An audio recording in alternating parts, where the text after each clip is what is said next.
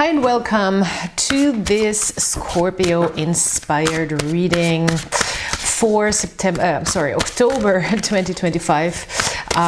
This is in general a timeless reading, and you can watch this if the title is inspiring for you. I am working with the symbolism of the tarot and Western astrology. It is not necessarily predicting your future. It's merely a creative tool for self-reflection, maybe gaining some insights, some new perspective, maybe some inspiration, and we hope that we can have some more maybe answers or a fresh view on our situation, and I hope I can assist you in finding that through the help of the cards. So let's see. Before I start with the general part of the reading, I ask you to subscribe, like, and comment. In the second part of the reading, we are going to look at a relationship dynamic, and I am excited for what will be coming out for you at this time. So let's go.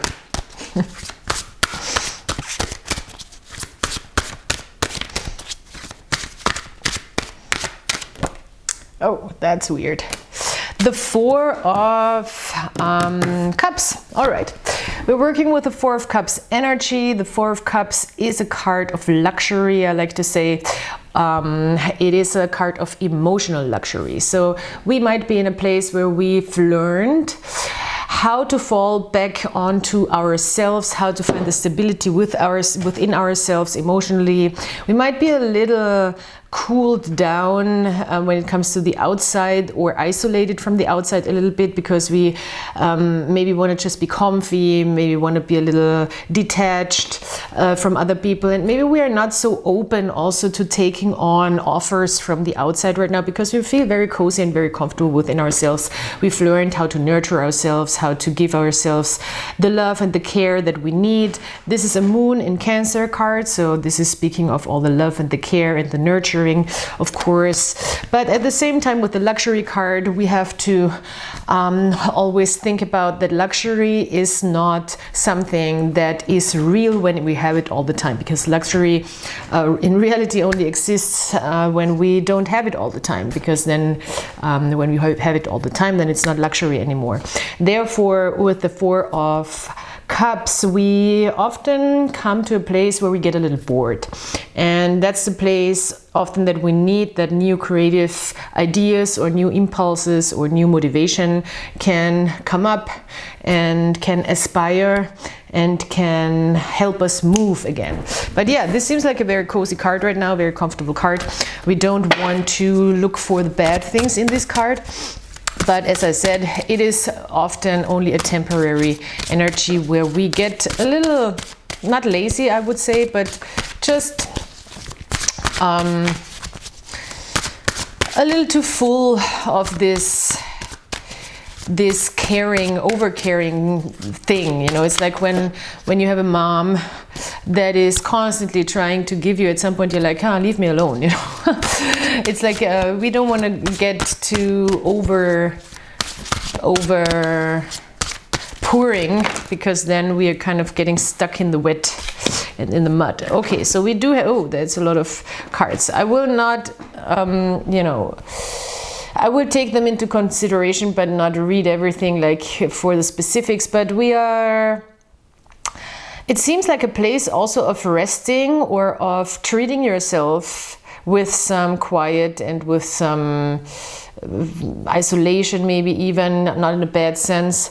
After having accomplished things, a certain balance, also maybe a certain success in your material life, which means you've manifested some stuff. Maybe it was harder than expected. Maybe you had to make some tough decisions here with the Five of Swords, and with the Seven of Wands, we are now kind of in a place, or we're bringing that into this situation right now, where we are kind of The Seven of Wands is a card where we defend our success. We defend what we've accomplished, because behind this big wand in the front you can see 6 wands. And the 6 of Wands in the tarot represents success and a good attitude and positive attitude and reaching goals and being accomplished. So with the 7 of Wands we often are in a position where we kind of want to defend our success, where we want to stand up for that, and feel like that's what we did here. Feel like that's a moment of also setting boundaries, and therefore also falling back on a safe place within ourselves where we really take care of ourselves and maybe not so much the outside world. And that's kind of a luxurious place as well, of course, where we have that stability. All right, so where are we moving in to right now?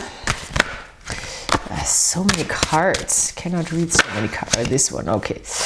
All right, yeah, as I thought, and the Queen of Swords for me is always a confirmation that I am analyzing the things right here. The Prince of Swords is already showing us that creative ideas want to come up.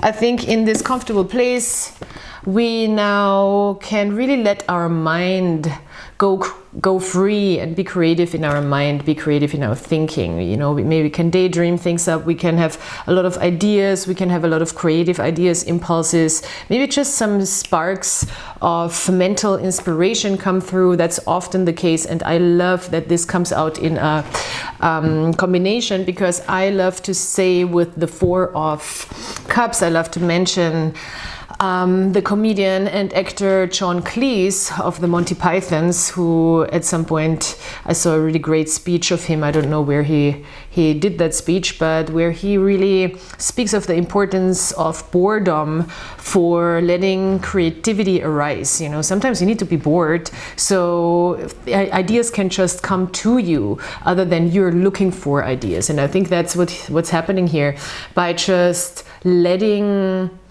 your mind flow. There will be a lot of interesting and great ideas here with the Prince of Swords. I love that. And at the same time, in the end, you will be able to cut out the ideas that you don't need here with the Queen of Swords, and use only what you want to go forward with. Maybe you're finding a new clarity, a new truth. That's all the Queen of Swords, because Queen of Swords in combination with the Prince of Swords is a funny or interesting combination. Makes a lot of sense, because the Prince is the guy who has all the, you know, he thinks everything up in every direction. He can let go of an idea also really quick. Just a very quick creative mind who comes up with, you know, he's capable of thinking up anything really, but sometimes he lacks the long-term direction or strategy. Like, you can't just switch around every idea in an instant and the next day something else is interesting and something else is inspiring. But the Queen of Swords is a more has a calmer approach, and is more thoroughly thinking through things, and she gains therefore more clarity. She has only one sword here in her hand that she is holding down, and she is really working with these new ideas and bringing these new ideas to the forefront, cutting off old ideas. And she's holding actually this symbol for cut off old ideas here in her hand, with this mask, as you can see, of this old man that she is trying to let go of these old ideas. So yeah, and I think the Prince of Swords was coming up with all these different ideas, and the Queen of Swords is really implementing those. I love it. Seems like a creative time, especially for thinking, for communication, everything that you want to bring out verbally, because the swords are also language and writing and thinking and communicating. And also social media is a good thing with the swords, because you can really communicate ideas also in a more technologically advanced way. Okay, let's see what the relationships have in store at this time. This doesn't have to be a romantic relationship. It can be a romantic relationship, and we're gonna look at what's happening here right now. This other person or people that you're surrounded with right now and you're attracting or you are dealing with. A Knight of Swords in the reverse, the Knight of Swords is actually the same card than the Prince of Swords. It's just different decks. Somebody might be a little held back with communication right now. Maybe not communicate everything that they want to communicate, or having a hard time also putting their thoughts into words and move forward with them. Maybe even being afraid of communicating. Maybe you're dealing with an air sign. This could be Libra, Gemini, or Aquarius. Doesn't have to be. But yeah, with the Knight of Swords, we have a little bit of a tough time maybe being transparent, being open, sometimes also being honest, but it doesn't mean that somebody is necessarily lying. It just means that somebody has a hard time communicating their truth, or bringing forward what they want to say. It could also be that somebody is confused. Could be. But communication might be a little difficult with people right now. Yeah, because somebody is also in a place where they don't really... We have the Four of Cups here again, interestingly enough. And you see, this is the same card also, you know, Four of Cups, Four of Cups. And sorry, here is something on my phone. You have the same card here with the Four of Cups, Four of Cups. And you have a completely different picture. And in this card, it's really more about isolation and about, you know, being a little drawn back and not really responding so much to the outside world. When this is in reverse, it might also be like somebody might have the same feeling than you right now, to want to be a little more distanced because they need room for themselves, but they might have a hard time communicating that, and therefore they are in this place where they take on things that they don't need right now. You know what I mean? Like when we have the Four of Cups in the reverse, it's often like this: we are not ready to receive right now, even from people who want to do us good, but we still do it, and therefore we feel kind of uncomfortable because it's not what we need right now. So yeah, this could be, especially in a partnership, this could be a thing right now.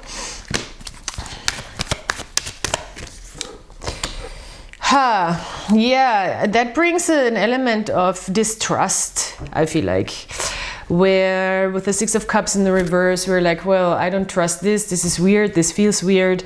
If somebody is, you know, not communicating, but then still not being able to say what they need and what they don't, of course we don't trust this. This feels weird. This doesn't feel very safe. This doesn't feel like we can create this emotional connection right now, or let ourselves fall into this. Well, this doesn't have to be, you know, a permanent thing. This can also only be temporary. Two of Cups, well, beautiful. We still have a Two of Cups here. We know deep down there's a lot of love and a lot of connection that we have. Just right now, maybe we might not have the ability or the capability to connect on this deeper level, which is the Six of Cups. The Two of Cups is still like very open, very connected, very loving, very full of love. But the Six of Cups is just like a deeper layer of that with another person. So Queen of Coins, well, yeah, there is an element of, for both people, I think here, the question of resources and worth. What am I worth?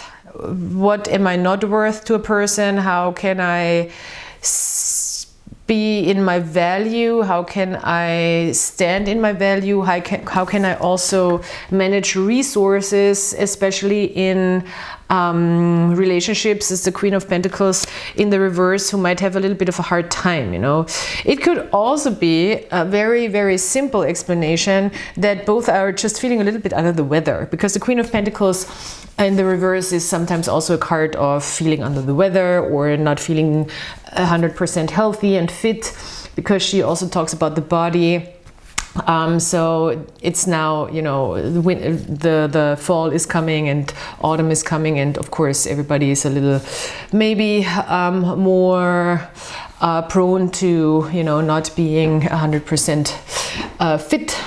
But it could, in relationships, of course, mean that we want to check, like, what is my value, what is my what can I give, and what do I need, and how can I really find a balance in giving and taking, and in handling resources, and in also maybe looking at what my partner needs or what this other person needs. Because this is the mirror here. This is for both people. So both having these type of questions, like, can we make this happen in reality, that we both feel safe, secure, loving, and receiving at the same time. So yeah, that's the Scorpio reading. Thank you so much for being here. Please check out my description box. Please check out my other things that I do, and maybe follow me on my other social media channels, also TikTok, of course. Please follow my TikTok channel if you are over there. And yeah, I think that's it. Everything you need to know, all the information you need to know, you find in the description box. And I hope you have a great time. I hope you have a great October, and I'll talk to you soon. Bye.